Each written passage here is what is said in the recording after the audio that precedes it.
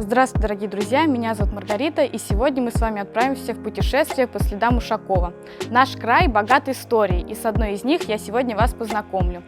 Заказав тур «Заповедная Мордовия», я не только познакомилась с территорией заповедника, о которых вам до этого рассказывали Максим и Елизавета, но и отправлюсь в Темниковский район, чтобы узнать больше о великом адмирале Федоре Федоровиче Ушакове. Итак, план у нас такой: заглянуть в Снаксарский мужской монастырь, заехать на монаховский родник попить воды и с головой окунуться в историю Ушакова в краеведческом Темниковском музее. Итак, мы добрались. С первых шагов чувствую силу этой земли. Я наполняюсь.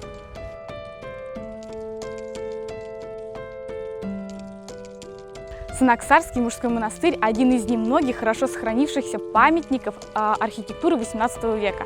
У стен этого обителя и был захоронен великий адмирал Федор Федорович Ушаков. В настоящий момент каждый желающий может посетить монастырь бесплатно. Ваша одежда должна соответствовать православным правилам. Если вы решите спонтанно посетить мужской монастырь, то на проходной вам предложат переодеться. В 1759 году на землю монастыря приходит дядя адмирала Федор Ушаков-старший, и с 1765 года строится каменная обитель.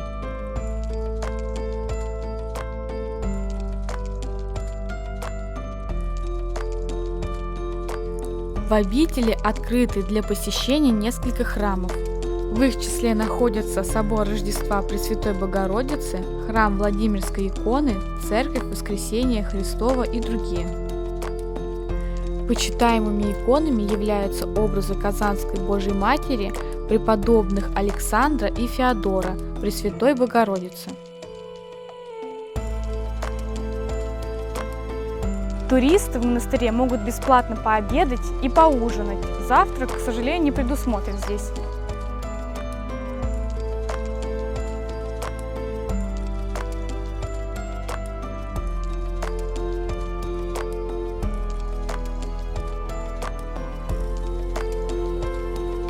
Также на территории монастыря есть церковная лавка, где вы можете приобрести все необходимое – свечи, иконы и познакомиться с историей монастыря.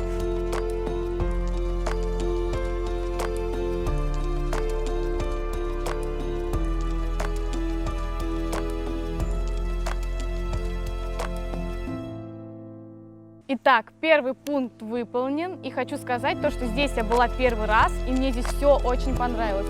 Я бы побродила здесь подольше, но мне уже пора отправляться в путь.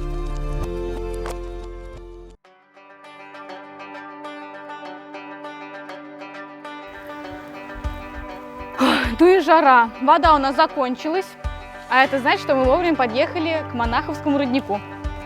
Источник существует не одно столетие, и сейчас сюда приезжают за целительной водой со всего района, потому как вода источника вкусна и целебна. Название роднику дали не просто так. По легенде, монаха отправили на поиски воды для скота. После долгих скитаний он, присев у дерева, уснул. Вот тогда-то ему и приснилось местонахождение родника. А если воды из родника вам мало, то есть купель.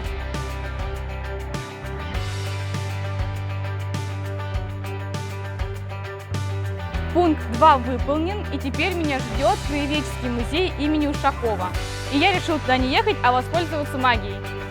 Вуаля! Я нахожусь у дверей музея. В 1812 году здесь был госпиталь, а в 1901 году по инициативе дворянства здесь был открыт музей. Ух, захватывает! Пошли смотреть. Музей носит имя Ушакова неспроста, потому что во время Отечественной войны в 1812 году здесь на средства Федора Федоровича был организован госпиталь на 60 коек-мест. Гордость музея – единственный в мире Ушаковский зал, где находится около 6000 разных экспонатов, посвященных великому адмиралу Федору Ушакову. Но здесь не только этот зал, здесь их около 8. И здесь очень всего много интересного. Свою первую награду Ушаков получил не за боевые действия, а за то, что спас свою команду от страшной болезни – чума. Последние 7 лет жизни адмирал Ушаков провел на мордовской земле, в имении деревни Алексеевка Темниковского уезда, близ Снаксарского монастыря. Также существует миф, что Федор Федорович Ушаков родился в Темниковском районе в деревне Алексеевка. Однако это не так. Этому есть документальное подтверждение, а именно свидетельство о его крещении в Ярославской области.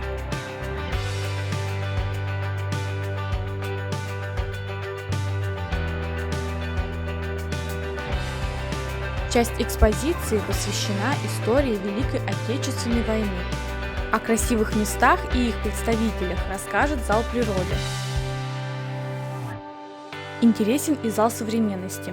Здесь собраны материалы о Темниковском районе в 20-х и в 21 веках.